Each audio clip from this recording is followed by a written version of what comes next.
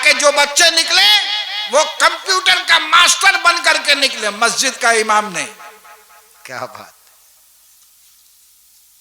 कोई मदरसा में नहीं आए, कंप्यूटर का मास्टर बन करके निकलेगा तो उसका एक वैल्यू रहेगा और उसकी एक सैलरी होगी। मस्जिद में आएगा तो 8,000, मदरसा में रहेगा तो 3,000। हर मदरसे में जनाब कंप्यूटर लागू करो और जो लड़का निकले वो हाफिज कुरान भी बन करके निकले, कंप्यूटर का मास्टर भी बन करके। सुभान अल्लाह, सुभान अल्लाह, हक है। किसी मस्जिद में किसी मदरसे में मुदर्रिस नहीं बने।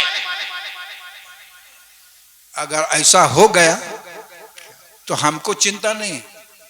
चिंता आप कीजिए, जनाजे की नमाज पढ़ाने वाला कहां से मिलेगा?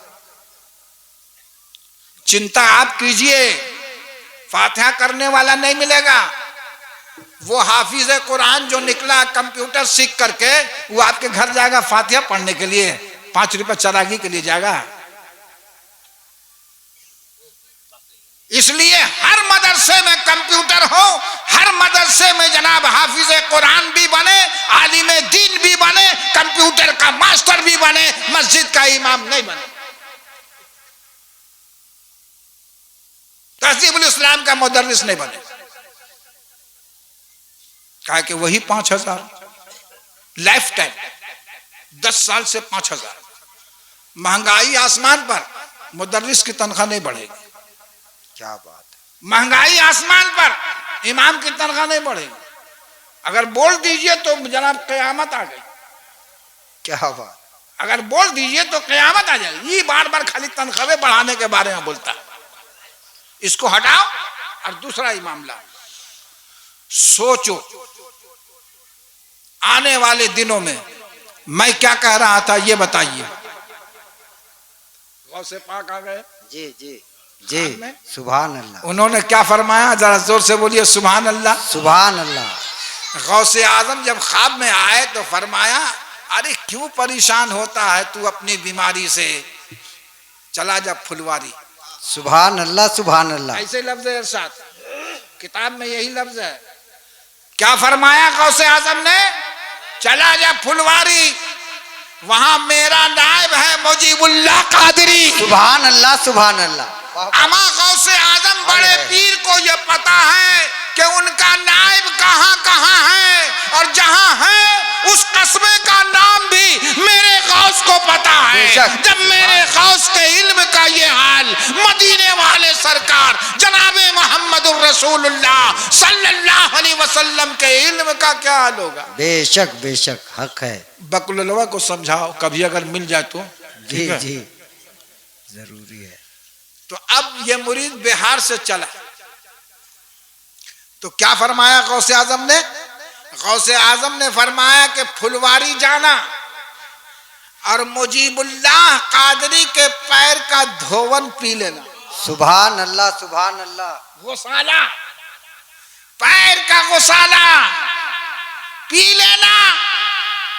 अरे जो कोई डॉक्टर हकीम तुमको ठीक नहीं कर सके, मुजीबुल्लाह कादरी के पैर का धोवन तुमको ठीक कर देगा। नारे तकबीर, नारे रिसालत, ताजुल आरिफीन कॉन्फ्रेंस। सुभान अल्लाह। आया, गिरता पड़ता हुआ आया। ये मैं अपनी तरफ से नहीं बोल रहा हूं, इस्लाम भाई, शहादत भाई यहीं बैठे हैं। जी जी जी। और बहुत सारे लोग बैठे हैं। इन्होंने मुझे एक किताब दी, सीरते पीरे मुजीब, ठीक है, हम उसी किताब से बोल रहे हैं। तो आया बिहार शरीफ से फुलवारी, और आने के बाद हुजूर ताजुल आरिफीन से शर्फ मुलाकात हासिल किया। कहा हुजूर गौसे आजम ने ऐसा कहा ख्वाब में। तो हुजूर ताजुल आरिफीन क्या फरमाते हैं, फरमाते कि मैं तो उनके गुलामों में हूँ। क्या बात। मैं तो उनके गुलामों में हूँ, मेरी क्या बिसात, मेरी क्या औकात, मैं तो उनका गुलाम हूँ। अल अम्र फौकल अदब। लेकिन अगर उन्होंने हुक्म दिया है तो मैं उसके खिलाफ नहीं कर सकता। अगर तुमको यही ख्वाहिश है तो धो लो पैर। क्या बात। पैर धो लो। सुभान अल्लाह, सुभान अल्लाह।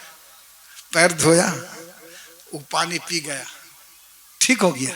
आह, अरे बोलो ना सुभान अल्लाह। अरे नारा लगा, नारा सुभान अल्लाह। नारे तकबीर, नारे रिसालत, खानकाए मुजीबिया, सुभान अल्लाह।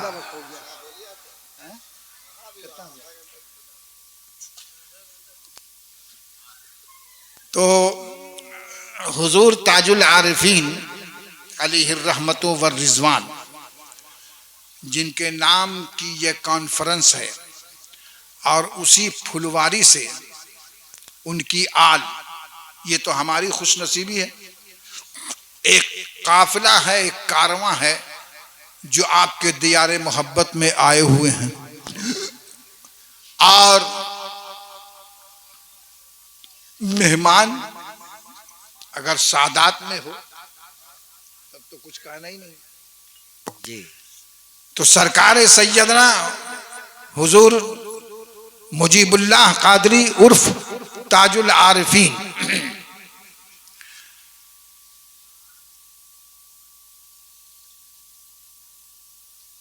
एक बार दुरूद शरीफ पढ़िए। अल्लाहुम्मा सल्ली अला सय्यदना व मौलाना मुहम्मद मादिन जूद वल करम व आलिहि व बारिक वसल्लम। कितनी अजीब बात है। शाह खुदा बख्श जो दिल्ली में है, आलम भाई सुनिएगा, शाह खुदा बख्श जो दिल्ली में है, वो जब आते थे फुलवारी तो हुजूर ताजुल आरिफीन के मज़ार शरीफ के इर्द गिर्द में जो फूल है ना, उसको फूल के उठा करके घर ले जाते थे, और घर ले जा करके उसको सुखाते थे, और सुखा करके उसको गोलियां बनाते थे, गोलियां। आहा, अपने पीर के मजार के इर्द गिर्द जो फूल पड़े रहते थे उसको ले जा करके सुखाते थे और उसकी गोलियां बनाते थे। और बीमार चाहे जैसा हो, जो भी बीमारी हो, उसको 7 गोलियां देते थे, बीमारी खत्म। सुभान अल्लाह, सुभान अल्लाह। अब बोलिए हुजूर ताजुल आरिफीन जो जनाब उनके इर्द गिर्द में जो फूल पड़े हैं उसमें शिफा है, उसमें शिफा है जी। और हुजूर ताजुल आरिफीन का रुतबा ऐसा है कि ये पसो पेश में पड़ गए, इसलिए कि एक तरफ सैयद मोहम्मद वारिस रसूल नुमा बनारसी और एक तरफ ख्वाजा इमादुद्दीन कलंदर, एक तरफ उस्ताद एक तरफ पीर, दोनों उस्ताद थे, ठीक है।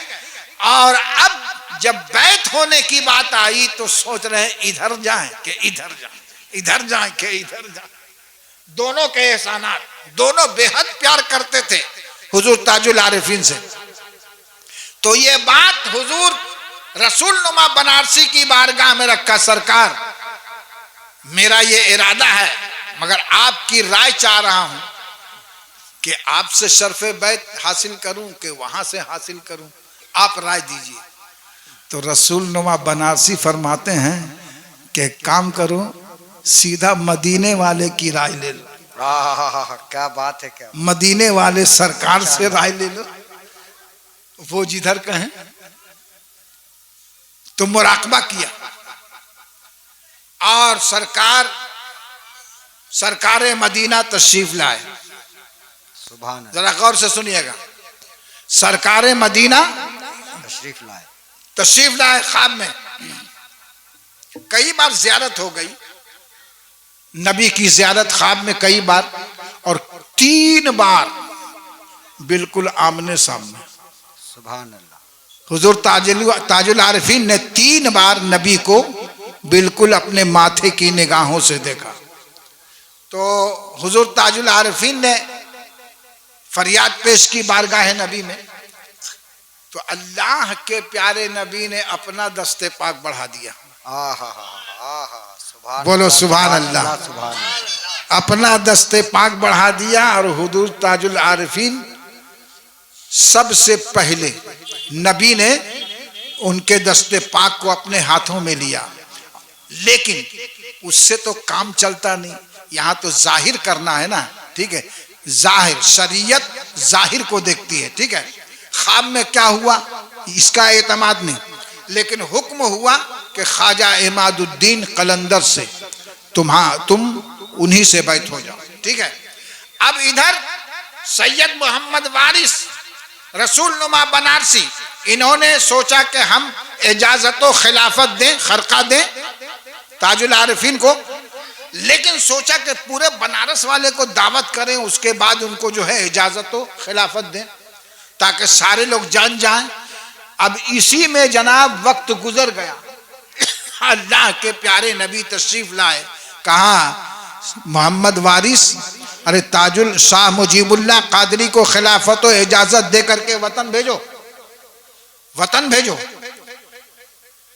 3 बार ख्वाब में आए, उसके बाद तीसरी बार रसूल नुमा बनारसी अली रहमा ने इजाजत और खिलाफत दिया, सनद दिया और जनाब फुलवारी शरीफ भेज दिया। यहाँ आकर के रमजान मुबारक में ख्वाजा इमादुद्दीन कलंदर अली रहमा के हाथों पर शर्फ बैत हासिल किया हुजूर ताजुल आरिफीन ने। और हुजूर ताजुल आरिफीन पर ख्वाजा इमादुद्दीन कलंदर जो उनके पीर भी थे और उस्ताद भी थे, अपने शागिर्द पर जनाब उनका कितना यकीन और भरोसा था, ये मैं फिर कभी बताऊंगा। व आखिरु दावाना अनिल हम्दुलिल्लाहि रब्बिल